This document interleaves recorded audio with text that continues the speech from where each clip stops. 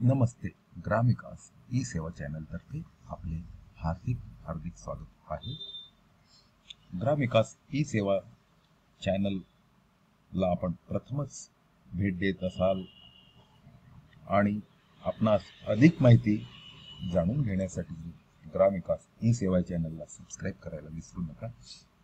तसेच ग्रामविकास ई सेवा.com ह्या संकेतस्थळाचं ची निर्मिती आपल्या सर्वांसाठी केलेली आहे.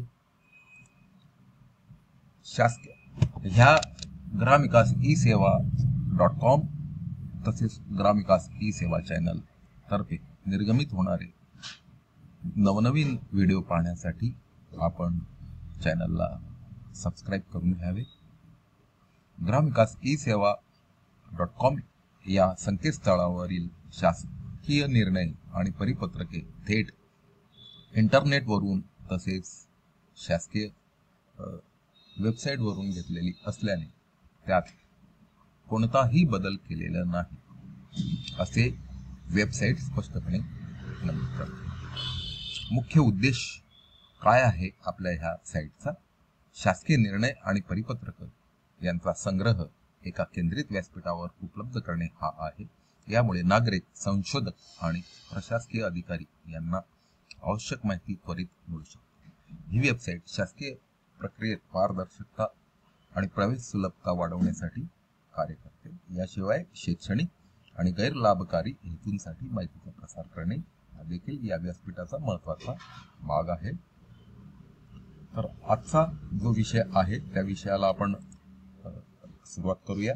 आजचा विषय आहे आंतरजिल्हा बदली संदर्भातील शासन निर्णय आहे 7 सप्टेंबर 2018. जिल्हा परिषदेच्या वर्ग 3 व वर्ग 4 कर्मचाऱ्यांच्या आंतरजिल्हा बदलीबाबत महाराष्ट्र शासन ग्रामविकास विभाग शासन शुद्धीपत्रक दिनांक 7 सप्टेंबर 2018 ह्या दिनांक 7 सप्टेंबर 2018 ह्या शासन निर्णयामध्ये साधारणतः 9 शासन निर्णय संदर्भित केलेले आहे. आता आपण याद्वारे शासनाचे शुद्धीपत्रक बघूया. उपरोक्त शासन परिपत्रकात नमूद जिल्हा परिषद कर्मचाऱ्यांच्या आंतरजिल्हा बदलीसाठी किमान 5 वर्ष सलग सेवेच्या तरतुदीमुळे धोरणांमुळे गंभीर आजाराने पीडित कर्मचाऱ्यांच्या आई वडील, विवाहित महिला कर्मचाऱ्यांच्या बाबतीत सासू सासरे वार्धक्याने त्रस्त आहेत अशा जिल्हा परिषद कर्मचाऱ्यांच्या आंतरजिल्हा बदलीस अडचण निर्माण होत आहे. त्यामुळे आंतरजिल्हा बदलीबाबतच्या उपरोक्त संदर्भ क्रमांक 1 म्हणजे शासन पत्रक दिनांक 29 सप्टेंबर 2011 येथील शासन निर्णयामुळे निश्चित केलेले धोरण सुधारित करण्याची बाब शासन स्तरावर विचाराधीन होती. शुद्धीपत्रक संदर्भाधीन क्रमांक 1 वरील शासन निर्णयात पुढील प्रमाणे बदल करण्यात येत आहे. पहिला, संदर्भाधीन क्रमांक 1 च्या शासन निर्णयातील अनुक्रमांक 3 वरील 5व्या ओळीमध्ये नमूद केलेली 5 वर्षाची सलग सेवा या ऐवजी 3 वर्षाची सलग सेवा असे वाचावे. हा बदल शासन निर्णय 29 सप्टेंबर 2011 मधील अनुक्रमांक 3 मधील 5व्या ओळीमध्ये केलेला आहे. 2. अनुक्रमांक 3 वरील तसेच सदर किमान 5 वर्ष सेवा कालावधीमध्ये सदर कर्मचाऱ्यांच्या शिक्षण सेवक पदावरील कालावधी अंतर्भूत राहील. याऐवजी खालील प्रमाणे वाचावे. ग्रामसेवक यांचा 3 वर्षाचा कंत्राटी कालावधी यशस्वीपणे पूर्ण झाल्यानंतर ते आंतरजिल्हा बदलीस पात्र ठरतील. 2 नंबर तसेच या संदर्भ क्रमांक 1 येथील शासन निर्णयातील अनुक्रमांक 11 मध्ये नमूद केलेले प्राथम्य क्रम रद्द करण्यात येत असून त्याऐवजी पुढील प्राथम्य क्रम विचारात घेण्यात यावे. विशेष संवर्ग 1 मधील 1 पक्षघाताने आजारी कर्मचारी पॅरालिसिस, 2 अपंग कर्मचारी सामाजिक न्याय व विशेष सहाय्य विभागाच्या शासन निर्णय दिनांक 11/1/11 मधील नमूद प्रारूपाप्रमाणे सक्षम प्राधिकाराचे प्रमाणपत्र आवश्यक. मतिमंद मुलांचे व अपंग मुलाचे पालक. तिसरा आहे हृदय शस्त्रक्रिया झालेले कर्मचारी. चौथा आहे जन्मापासून एकच मूत्रपिंड असलेले मूत्रपिंड रोपण केलेले कर्मचारी डायलिसिस सुरू असलेले कर्मचारी.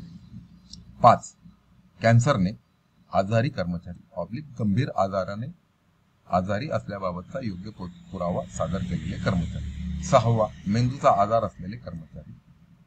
7 थॅलेसिमिया विकारग्रस्त मुलाचे पालक. 8 आजी माजी सैनिक व अर्धसैनिक जवानाच्या पत्नी विधवा. 9 विधवा कर्मचारी कुमारिका कर्मचारी. 10 परितक्त्या घटस्फोटित महिला कर्मचारी. 11 वयाची 53 वर्ष पूर्ण झालेले कर्मचारी. 12 सासू सासरे वार्धक्याने वय 75 पेक्षा अधिक त्रस्त आहेत अशी विवाहित महिला कर्मचारी.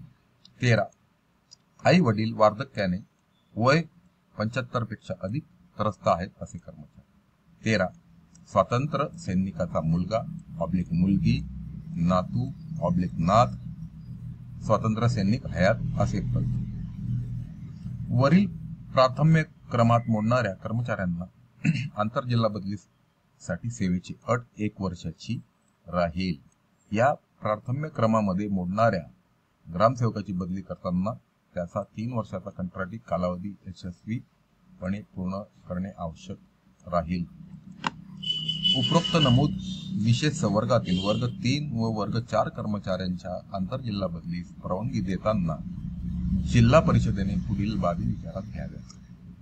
1 आंतरजिल्हा बदली केवळ सरळ सेवेच्या पदावरच होईल. 2 कर्मचारी ज्या प्रवर्गाचा आहे त्या प्रवर्गाचा बिंदू संबंधित जिल्हा परिषदेमध्ये रिक्त असला पाहिजे. बिंदू रिक्त नसल्यास बदली करता येणार नाही. 3 संबंधित कर्मचाऱ्याकडे स्थायित्व प्रमाणपत्र असणे आवश्यक आहे. सदर शासन शुद्धीपत्रक महाराष्ट्र शासनाच्या महाराष्ट्र.gov.in या संकेतस्थळावर उपलब्ध आहे. हा आदेश डिजिटल स्वाक्षरीने साक्षांकित करून काढण्यात येत आहे. महाराष्ट्राचे राज्यपालांच्या आदेशाने व नावाने माननीय अवर सचिव महाराष्ट्र शासन ग्रामविकास विभाग यांच्या स्वाक्षरीने हे शासन शुद्धीपत्रक जारी करण्यात आलेले आहे. आजचा व्हिडिओ आपणास कसा वाटला याबाबत आपली कमेंट आपण कमेंट बॉक्समध्ये जरूर नोंदवावी ही आपणास आदरपूर्वक विनंती आहे. ग्रामविकास ई सेवा चॅनल हे कर्मचारी अधिकारी यांना दैनंदिन कामकाजात आस्थापनाविषयक लेखाविषयक योजनांची माहिती प्राप्त व्हावी व दैनंदिन कामकाजात वापर करून शासन निर्देशानुसार अचूक अंमलबजावणी करता यावी या उद्देशाने निर्मित केलेले आहे. ग्रामविकास ई सेवा चॅनल निर्मितीचा कोणताही व्यावसायिक हेतू नाही.